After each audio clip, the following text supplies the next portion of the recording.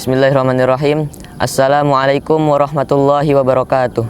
Innal hamdalillah nahmaduhu wa nasta'inuhu wa nastaghfiruh wa na'udzu billahi min syururi anfusina wa min sayyiati a'malina may yahdihillahu fala mudhillalah wa may yudlilhu fala hadiyalah. Asyhadu an la ilaha illallah wa asyhadu anna Muhammadan abduhu wa rasuluh la nabiyya wa la rasula ba'dah, amma ba'du. Sahabat Abqor yang dirahmati Allah Subhanahu wa taala. Alhamdulillah, pada kesempatan kali ini atas izin Allah kita masih diberikan kesempatan dan umur untuk merasakan kenikmatan dan keberkah pada bulan Ramadan ini. Yang mana pada hari-hari sebelumnya selalu kita isi hari itu dengan senantiasa beribadah dan berpuasa penuh dengan semata-mata mengharap ridho Allah Subhanahu wa taala, yang diiringi juga dengan amal-amal solih yang telah Allah janjikan pahalanya dengan dilipat gandakan. Para sahabat Abqor yang dirahmati Allah Subhanahu wa taala, bulan Ramadan ini mengajarkan kepada kita banyak sekali pelajaran yang berharga bagi kita. Bulan Ramadan ini mengajarkan kepada kita untuk bisa sedikit demi sedikit mengikis kecintaan kita terhadap dunia. Lihatlah orang-orang yang berada di sekitar kita, keluarga kita, kerabat kita, sahabat-sahabat kita. Mereka rela meninggalkan kenikmatan-kenikmatan dunia dan mereka lebih memilih menderita demi melaksanakan perintah Allah Subhanahu wa taala. Maka dari itu, sahabat Abqor yang dirahmati Allah, kita sebagai seorang muslim harus bisa mengusahakan diri kita, memaksakan diri kita untuk bisa mengikis kecintaan kita terhadap dunia dan tidak bersenang-senang dengan mengumbar syahwat perut dan nafsu pada bulan Ramadan ini.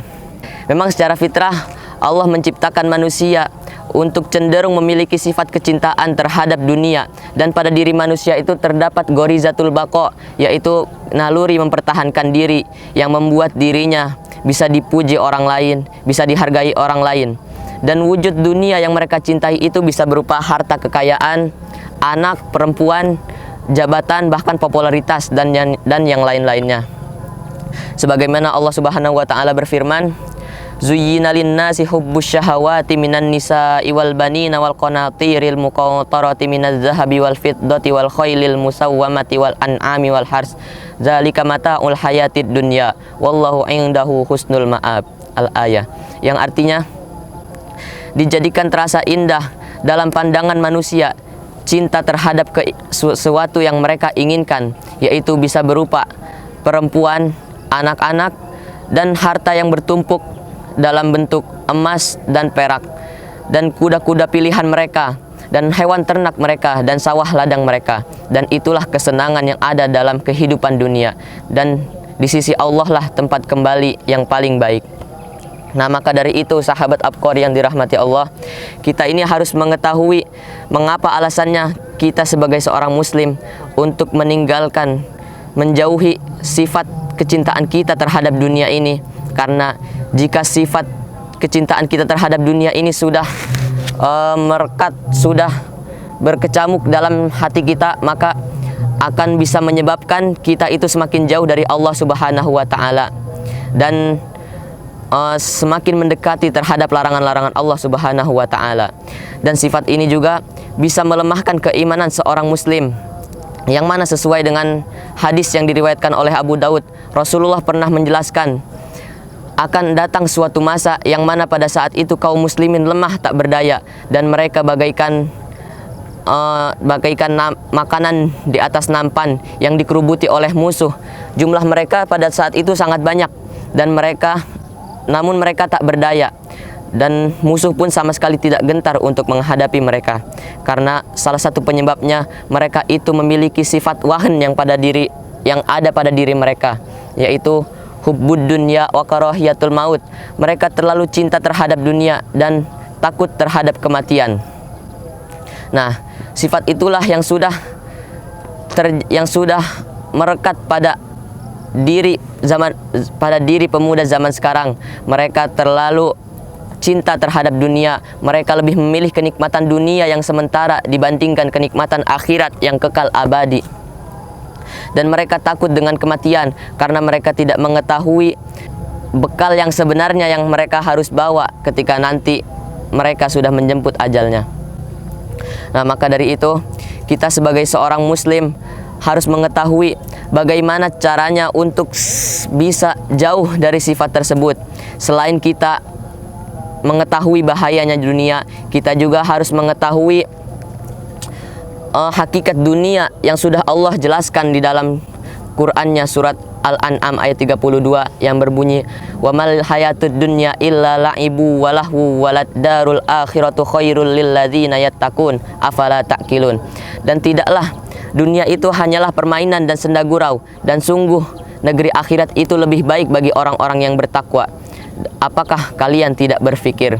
Nah, pada kehidupan zaman sekarang ini memang sulit bagi kita untuk bisa mengikis kecintaan kita terhadap dunia, karena kehidupan pada zaman sekarang ini sudah terdominasi oleh kapitalisme yang materialistik, yang mana akan menjadikan sulit bagi kita untuk mengikis kecintaan kita terhadap dunia.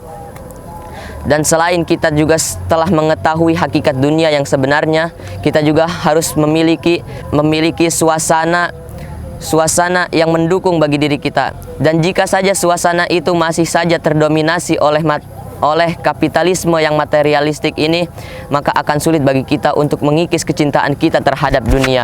Dan hanya mungkin orang-orang yang imannya kuat sajalah yang akan mampu kuat, yang tidak akan terseret dengan materialisme yang mungkin berbahaya bagi kaum muslimin.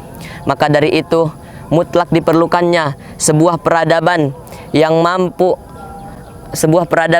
yang sama sekali tidak materialistik, dan mutlak diperlukannya juga sebuah sistem yang mampu memposisikan dunia pada tempatnya. Mutlak diperlukannya juga sebuah kekuatan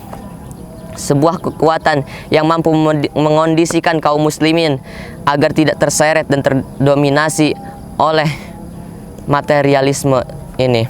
Dan hanya ada satu-satunya peradaban yang kita inginkan, yaitu peradaban Islam, yang mana di dalamnya terdapat sistem kehidupan dalam Islam yang sesuai dengan syariat Allah dan Rasul-Nya. Maka dari itu, sahabat Abqor yang dirahmati Allah, marilah kita sama-sama tingkatkan keimanan dan ketakwaan kita pada bulan Ramadan ini yang penuh dengan ampunan, agar kita tidak mudah untuk tergiur dengan hal-hal dunia, dengan hal-hal yang bersifat duniawi, dan kita akan lebih tergiur dan akan tergoda dengan kenikmatan-kenikmatan akhirat, dengan janji-janji Allah yang akan diberikan kita nanti di akhirat kelak. Mungkin cukup sekian dari saya, kurang lebihnya mohon maaf. Unzur ma qala wa la tanzur man qala. Wassalamualaikum warahmatullahi wabarakatuh.